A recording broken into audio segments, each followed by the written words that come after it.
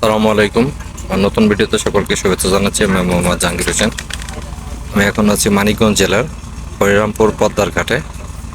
আমার ভিডিওটা দেখতে থাকুন, অবশ্যই ভালো লাগবে।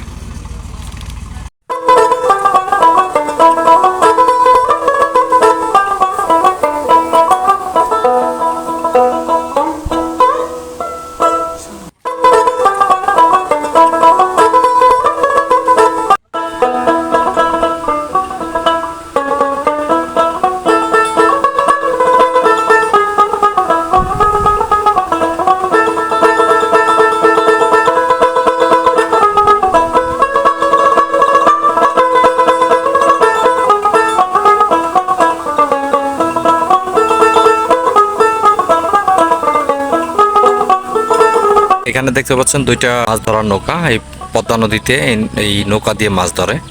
আর বড়টা হচ্ছে এটা দিয়ে আপনার বলগেট থেকে বালুগুলা ট্রান্সফার করে অন্য জায়গায়। দেখতে পাচ্ছেন দোয়ারি পাতা আছে, আর দোয়ারিগুলা নৌকার উপরে রাখা।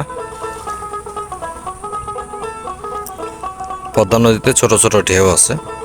এই বালুর বস্তাগুলা নদী ভাঙ্গন রোধে নদীর সাইড দিয়ে পালানো আছে। আর সামনে অনেকগুলা কোষা নৌকা, এটা হচ্ছে ইঞ্জিন চালিত নৌকা। আর সামনে হচ্ছে পুলিশ, ওইটা কি পুলিশের নৌকা না? রাত্রে মনে হয় এরা পাহারা দেয় না? উপর যায় উপরে যে ওই যে ওটা তো যে হরিরামপুর ওই যে নটা খোলা চর ওগুলো পাটগ্রামটার ওইগুলো এই হরিরামপুরের ভিতর তো ওই ওই পাশের চর, এটা কি হরিরামপুর থানার মধ্যে? ও আচ্ছা আচ্ছা। এই নৌকাগুলো ডাঙ্গায় উঠে রাখছে কে দুলা ভাই? এই যে মাছ মারি না নৌকাই যে এইগুলা এগুলা এগুলা তো মাছ মারার না। ওই যে মাছ মারি নাই, এই যে একটা মাছ মারার নৌকা, এই যে মাছ মারি নৌকা যে সামনে ওইগুলো এগুলো মাছ মারি না নৌকা। এই সোয়ালাগুলা না? হ্যাঁ, আই কি যাই চলেন আগাই যাই।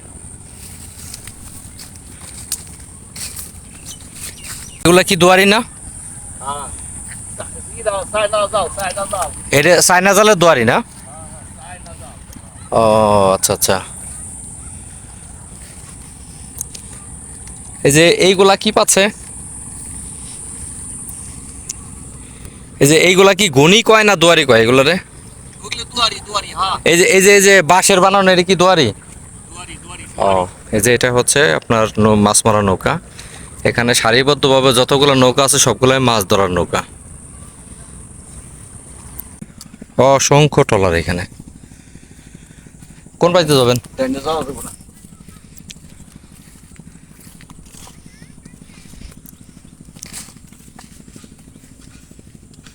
এটা টাইনি টাইনি উপরে এটা ডাঙ্গায় রাখছে, আবার এগুলা প্রয়োজনের সময় এগুলা নদীতে নামিয়ে নেবে। এই যে দেখেন জাল দিয়ে করে রাখছে।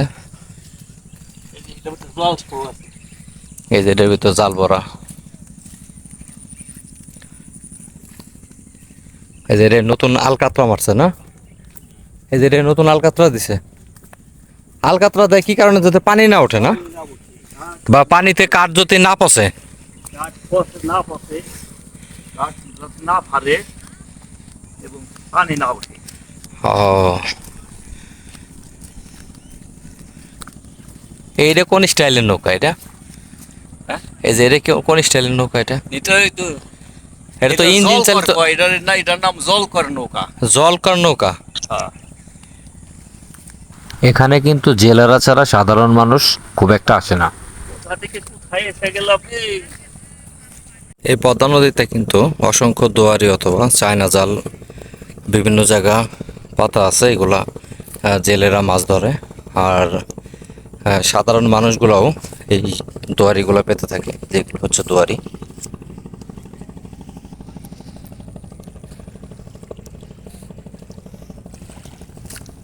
পানিতে নামতে পারছি না, কারণ পানিতে নামলে ভিজে যাবো দেখে পানিতে নামার কোনো অপশন নাই। এটা হচ্ছে চায়না জাল।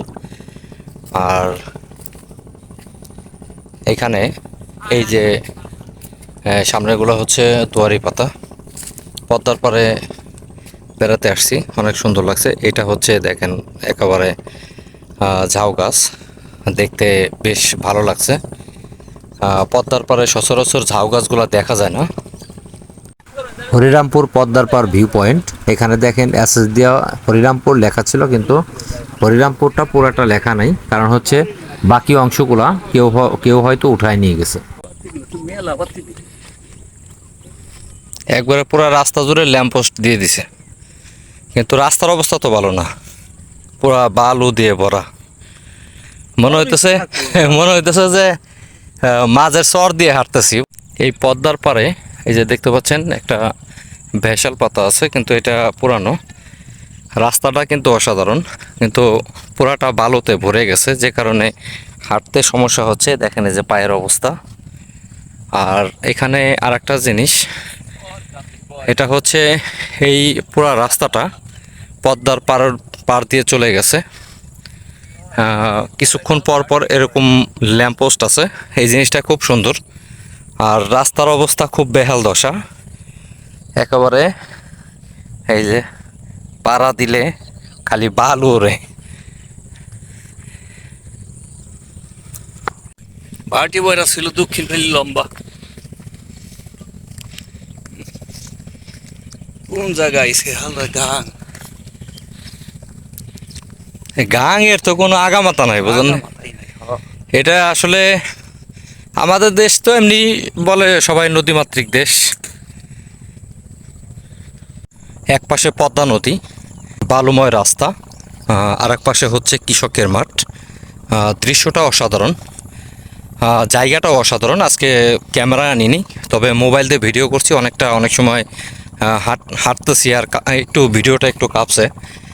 তো যাই হোক, ভিডিওটা দেখতে থাকুন, অবশ্যই ভালো লাগবে। হাঁটতে হাঁটতে একটু হাঁপাই গেছি, একেবারে রাস্তা পুরাটা বালুময় রাস্তা। এই যে দেখেন আকাশটা অসাধারণ। এই পাশে হচ্ছে পদ্মা নদী, আর পদ্মা নদীর উত্তর সাইড দিয়ে রাস্তা, তার পাশে হচ্ছে কৃষকের ফসলের মাঠ। আমার চ্যানেলটি এখনও যারা সাবস্ক্রাইব করেননি, অবশ্যই আমার চ্যানেলটি সাবস্ক্রাইব করবেন, পাশে থাকা বেল আইকনটি বাজিয়ে দিবেন। ভেলাবাস, এই ভেলাবাসটা কত দূর? ওই যে ওই গ্রাম, এই যে ভেলাবাস যে স্টেডিয়াম বা মাঠ, খেলার মাঠ, এটা কো? এই রাস্তার মাথা দিয়ে এই সব দিয়ে আইছি।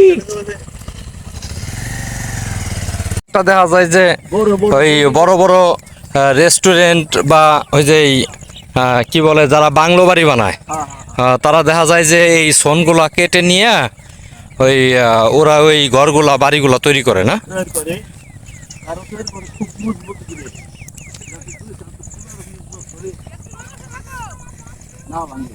হ্যাঁ, আর সোনের ঘর তো একটা একেবারে আরামদায়ক ঘর। আরামদায়ক করে এই এলাকায় সন্ধ্যার পরে তো শিয়ালের হানায় মানুষ তো ঘর থেকে বের হইতে পারবে না। আমার তো সন্ধ্যার পরে এলাকা আসারই কেতে নেই, শিয়ালের ভয়ে। হয়তো যদি 2-4 জন আসে, তাহলে হয়তো সাথে লাঠি লুটি থাকলে তাহলে আর টেনশন নাই শিয়ালের। আর খালি হাত পায়ে আসলে পরে শিয়াল আপনারে আক্রমণ করবেই 100%।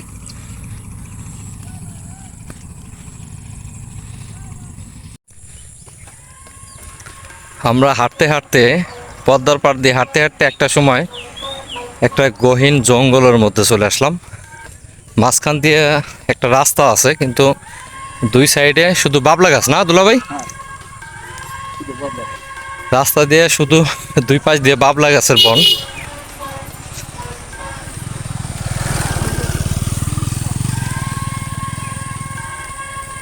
তো এতক্ষণ যে পরিবেশ ছিল, এখন একটু নিরিবিলি পরিবেশ, একটু ভয়ও লাগে এদিক দিয়ে হাঁটতে। কি দুলাভাই, এইটা কি গাছ? এটা ডুমরা গাছ, জল ডুমরা। জল ডুমরা না?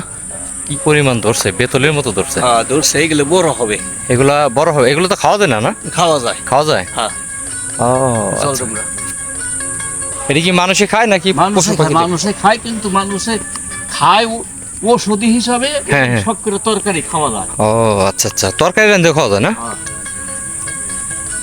বুঝতে পারছি। জঙ্গল রে, জঙ্গলে তো আসার পরে আমার একটু ভয়ও কাজ করতেছে।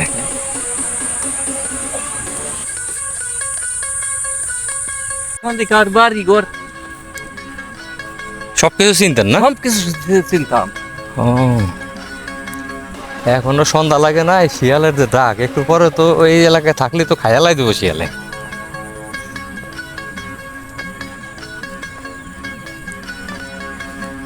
এক সময় কি এটা কি এলাকায় কি প্রচুর জঙ্গল আছিল এদিকে? না তাহলে এই জঙ্গল কই থেকে এলো এগুলো? এগুলো ওই যে বাড়ি ঘর সাইডে ছুটে গেছে, বা নদী ভাঙতেছে, হয়তো কেউ কিছু লাগাইছিল, কিছু থাকবার ভাড়াটাই ভয় পাইছে, চলে গেছে সাইডে চলে গেছে। আল্লাহ, তো এই এলাকার মানুষ এসে ক্ষেত খামার করে কিভাবে? এই যে পাশে যে ক্ষেত খামার আছে, বুঝতে যাবে বা এই ডান পাশে আছে যে বাড়ি ঘর আছে অনেক সামনে। মানে এরা ওই বিকালের মধ্যে এলাকা ছেড়ে চলে যায়। কারণ হলো এই যে দেখেন দেখেন যে পরিমাণ গহীন জঙ্গল, এই জঙ্গলে তো অবস্থা খুবই খারাপ। এই যে এ তো যাওয়ারই গেতে নাই ভিতরে। না আমি তো এই রাস্তার মধ্যে ঢোকার সাথে আমার পরানের ভিতর স্যাপ করে উঠছে।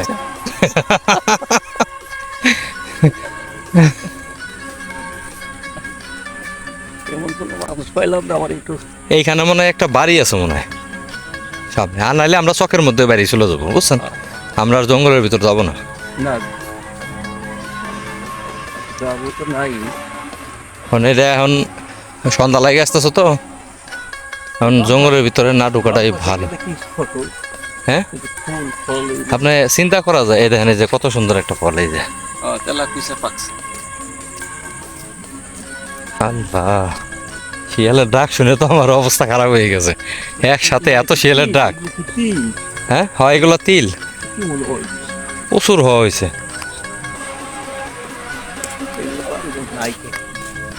আর এই জঙ্গলের আমি মনে হয় একটা ভিডিও দেখছিলাম কিছুদিন আগে, বুঝছেন?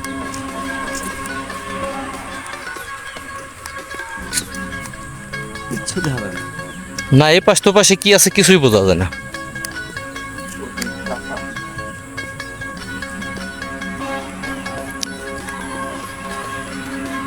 ওই আঙ্কেলের কাছে জিজ্ঞাসা করেন।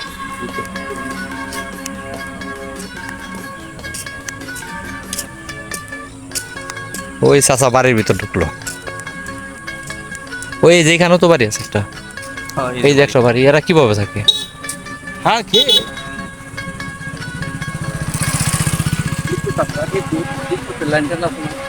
হ্যাঁ ওই যে বিদ্যুতের লাইন আছে।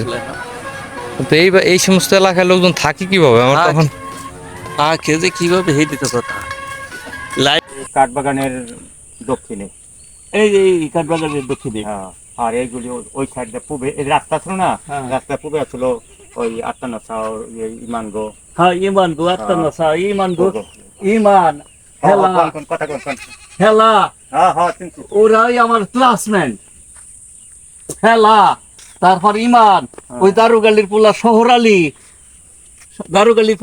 দারুগালির ভাই বুঝি শহরালি আসলে। শহরের জুনিয়র, আমাকে জুনিয়র। আপনার ক্লাস ফোনে কোন থেকে খেলা? যদি আপনার ক্লাস ফোনে তাহলে তো শহরে তো অনেক জুনিয়র। অনেক জুলিয়া, যাই হোক একসাথে ওই যে ও আবার একটু গান বাজনা করতো, এই জন্য চিনা পরিচয় বিশ্বাস ছিল।